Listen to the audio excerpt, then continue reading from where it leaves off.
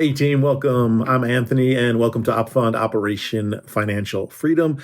Today I'm going to go over a lot of these acronyms, the financial ones that we see out there. I got some notes here, so I'm going to read behind you and down here. So I'm going to go through them and hopefully I can make some sense for you. The acronyms that I'm referring to is like RMD, IRA, ETF, TSP, CD, NAV. ROI. So, being a military active duty veteran, you definitely understand what these are in your field. But I'm going to try to make some sense of some of these basic terms and basic acronyms that I run across all the time. And I'm always asked, what do some of these things mean? So, let me go ahead and start. Let me start with IRA. What is an IRA? Basically, it's an individual, which means you, retirement account. Now, I'm not going to get into the nuts and bolts. This will be in the investing playlist about some of these, but I'm not going to get into it. But I will say there's two predominant ones, a Roth IRA and a traditional IRA. So IRA stands for individual retirement accounts. And basically what that is it's an account that holds your retirement nest egg. I'll leave it as that. Let's keep it real simple. Number two, ETF. ETF.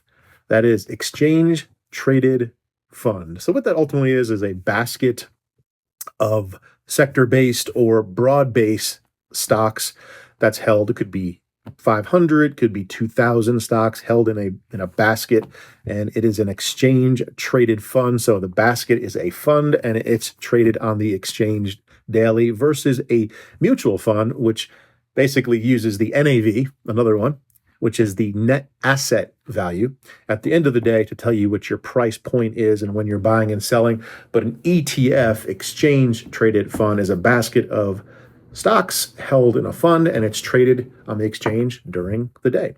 So let's go with another one. Pretty simple.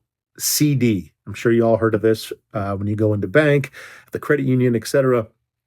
CD is a certificate of deposit. And what that is, it's a very conservative fixed investment where you'll put $1,000 in and the bank will say, we're going to give you 4% on that money.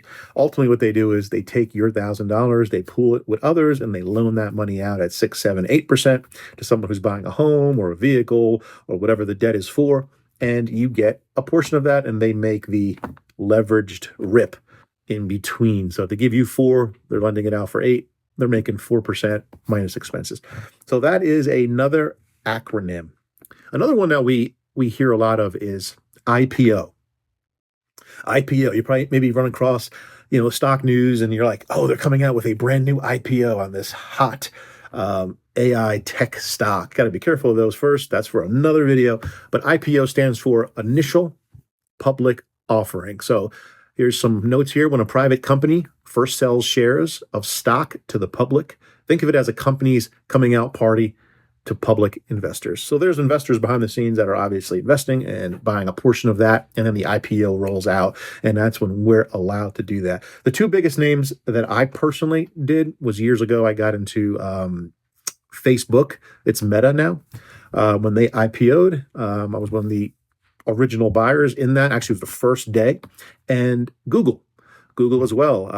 That ended up, excuse me, let me fix this. We are live. Yes, there we go. That ended up being a purchase. My mother actually mentioned that to me and like, hey, this Google's coming out today, and I haven't checked the news on that day. Ended up buying it at IPO. So that's some of the acronyms that we're talking about. We're going to go through a little bit of the economic and government terms, acronyms that you probably hear. Now, remember, folks, we're keeping this really basic because this is for people who are learning and growing and developing a financial future. One is going to be CPI. CPI, which is the Consumer Price Index. It's a measure of inflation that tracks the cost of a basket of common goods and services over time. So that CPI number is quite important, as you know today. We do analyze that. We do look at that as a people, as a society, and the Fed ultimately makes decisions off of the CPI. And this next one I'm going to give you to make decisions of how we're going to move rates and how the market's doing. The CPI does have a trailing effect to the various economies at scale. The next one is GDP, gross domestic product. And that's the total value of goods and services produced within a country in a specific time period. It's the standard of the economic output. So Apple probably has a larger market cap than the GDP of nations. That's how big Apple is. But US GDP, I don't know it offhand, but I know it is large. So that's another acronym. And let's do one more. And I may do another video on this because there's so many. Let's do one more. 401k. Actually, I may do a few. 401k. I'm sure you've heard of that. That is an employer-sponsored retirement plan. It's similar to what I said before, IRA. But a 401k, it's actually the tax code that's put out there, and you can contribute pre-tax dollars, and an employer will match that, and your stocks and mutual funds will climb up as long as you keep investing. So again, I'm just getting into what the acronyms mean if you're just jumping in right now and not into the depth of what each means and how it applies towards your life and what you can do with it. So let me just go over some of them. I talked about IRA, what that means, individual retirement account. I talked about ETF, which is the basket of stocks that is traded on the exchange. I didn't talk about this, but I'll say it, TSP. That applies to you. It's your thrift savings plan. It's similar to what I just mentioned, the 401k. I also mentioned the CD, which is certificate of deposit. And then we talked about like ROI, return on investment, CPI, the consumer price index, and GDP, the gross domestic product. Well, folks, I hope this helped. I'm going to get into more because there's basic investment and trading terms I'm going to talk about. There's company performance matrix.